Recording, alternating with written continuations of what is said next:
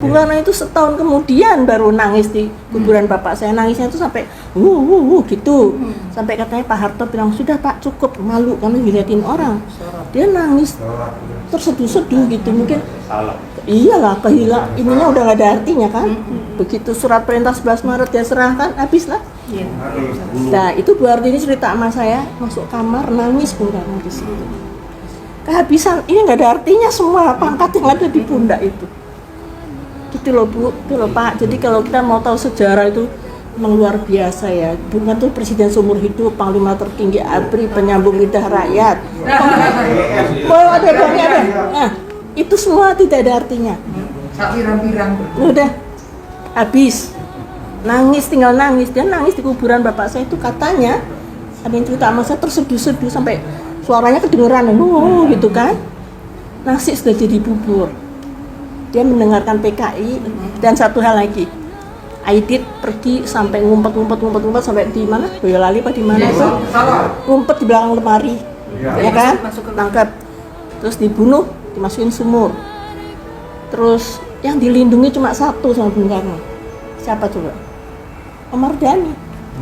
Seluruh keluarganya di luar negeri, tidak pernah pulang sampai mungkin tahu ya. Nah, pergi.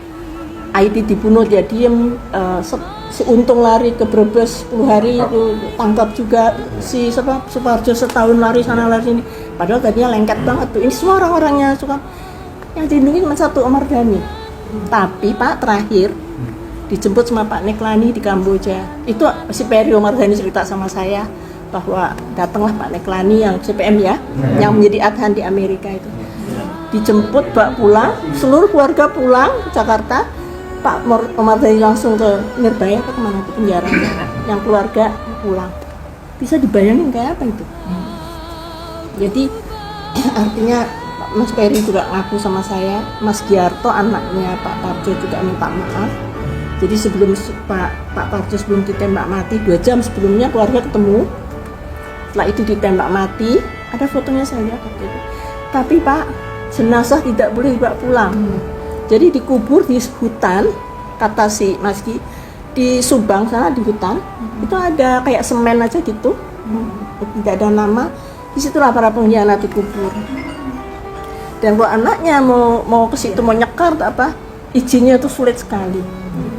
Tapi kita mesti ingat ya, kalau ibu bapak pergi ke kuburan para raja di Jogja itu, apa namanya, Imogiri, kan ada tangga, terus yang terakhir di tengah itu kita harus injak itu ya, karena itu pengkhianatnya Sultan Agung.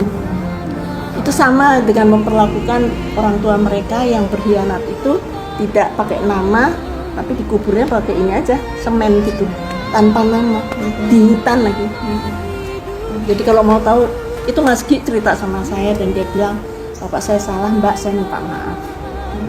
Karena Mas Ki dulu tiap sore dijemput tentara, disetrum gitu, sampai nggak bisa nafas dia. Bapakmu di mana? Nah itu Pak Suparjo itu lari dari satu rumah, dan terakhir ketangkapnya di Cililitan atau apa di mana tuh, Tanjung Priok atau di mana gitu. Itu cerita-cerita itu kita harus baca ya. Jadi akhirnya gini, oh begitu ya. Jadi yang berkhianat tuh ya kalau tentara harus mati. Tapi yang tidak mati kayak Latif itu, yang masuk bui, lalu diwolak-walik lah cerita itu sama dia. Padahal saya sama Mbak Ruli ketemu Pak Harto dulu, kita semua, Pak, Bapak bener nggak sih ketemu Latif di rumah sakit Angkatan Darat? Oh iya, saya lihat dia. Tapi saya nggak ngomong karena anak saya sedang kena air panas si Tommy.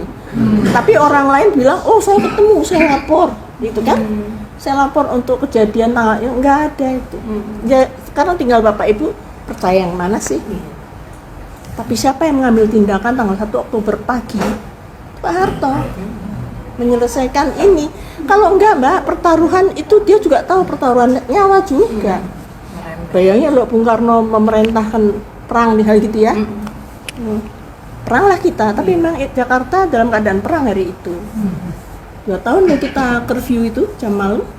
Iya, dulu. Kan Bapak tahu ya, jam malam hampir 2 tahun ya. Jam 6 sore ke jam 6 pagi. Dapat surat tugas dari Pak Sanip dulu, batalion 328 Kujang ya. untuk menangkap Suparjo. Tapi nggak ketemu kan Pak, sampai setahun dia lari. markas kita di GKBI dulu. Batalion 328. Ya, jadi maksud saya, jadi maksud saya sampaikan ini supaya Bapak Ibu juga tahu setelah peristiwa itu apa. Iya, itu. Tanggal 6 Oktober Bung Karno pidato bahwa it's an ocean rainbow ocean in the ocean. Jadi riak-riak kecil dalam revolusi. Ya, saya juga gini loh, kok ngomongnya gitu. Bukannya dia berduka ya. Pak Yani nggak ada, baru dimakamkan tanggal 5 Oktober, tanggal 6 katanya wartawan dia ketawa-ketawa. But that's it, finish, beliau juga selesai. Dan sakit sekali jatuhnya Bung Karno itu sangat sakit. Nah, jadi kalau sekarang ini ada PKI Gaya Baru atau apa, itu ngumpulnya memang di PDIP semua. Iya, itu ngumpulnya memang di situ. Kita lawan. Mari kita selesaikan. Ya, memang di situ. Jadi dubes ya Pak. Ya kira-kira 200 lah di DPR RI mereka. Ya, tapi si Ciptaning kan bilang 20 juta. Dia bilang ada 20 juta. Kita berusaha memang tuh yang Mas Unung dan cerita untuk rekonsiliasi, nggak bisa. Karena begitu ngumpul, masuklah ini unsur lain, lalu si Aidit, si Ilham di kosok-kosok marah, akhirnya berantem aja. Iya, nggak bisa. Nah, kalau sampai Jokowi ngeluarin apa tadi? Kepres. Ya kita turunkan nanti ya. Iya kan? Kita lawan Pak. Kita usahakan nih. Lebih bagus ini tempat kita duduk, kita bubarkan. Itu Kepresnya. Kita suruh memaafkan. dia pemerintah minta maaf. Ya memang ya Pak ya, orang mau kudeta nih saya tanya, paling yang mendesain 5 orang ya, Aidit, Sudisman, siapa? Noto, siapa lagi tuh? Paling 5 ya, Politbiro ya. Politbiro CCPK paling 5 orang, dia nggak mungkin woro-woro 3 juta. Kita mau ini loh, kan nggak mungkin. Nah sekarang ini pengikutnya yang seabrak-abrak ini kan menuntut sebenarnya hanya minta ini. Iya, untuk balik partainya. Itu enak bener.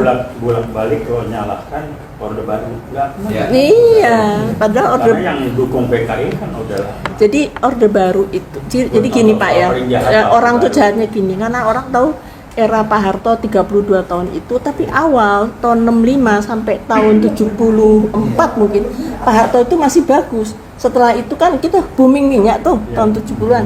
Nah anak-anaknya mulai gede, ini kroni, yang rumuni itu kroni. Jadi sebetulnya Pak Harto tuh nggak ikut campur. Saya pernah nanya kok sama Pak Hendro Priyono, Pak kalau saya bikin surat ke Pak Harto, itu suratnya kemana? Kalau yang dari rakyat itu langsung ke meja Pak Harto Cendana. Kalau yang dari konglomerat itu ke Murdiono. Itu yang saya tahu. Saya dimarahin Pak Hendro, lain kali kalau kamu bikin surat kasih saya dulu. Saya emang sengaja ngetes gitu. Saya kan di desa waktu itu ya. Ternyata surat saya itu sampai di mejanya beliau. Tapi surat dari konglomerat itu ke Pak Murdiono, Pak. Nah, Pak Harto itu kesalahannya satu, kroni itu. Ketika beliau lengser, nggak ada satupun di situ orang. Karena apa? Lari semua buat duit. Iya Pak, iya. Nah anak-anaknya sekarang dituntut suruh ngembaliin kan sama negara. Si Tommy, Mbak Tutut semua. Tapi Pak Harto itu bersih memang. Karena yang jahat itu kroni namanya. Kalau sekarang kan apa namanya, oligarki. Nah, kalau dulu kroni.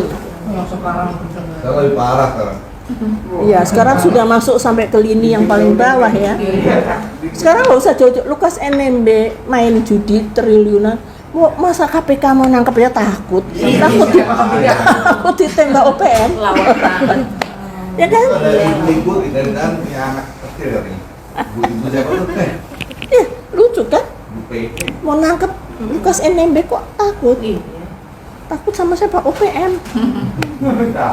Pakai anti peluru dong ya. Yang mau dikerahkan 1000 Brimob untuk ngambil dia. Maluin banget bangsanya sendiri, tidak bisa. Kalau bapak saya dulu prinsipnya satu, kalau ada negara dalam negara harus ditumpas, di ITI ditumpas, PRRI ditumpas, ya kan? Gitu. Itu prinsip tentara. Jadi sipil ya kayak Pak siapa Jokowi yang nggak tahu kayak gitu.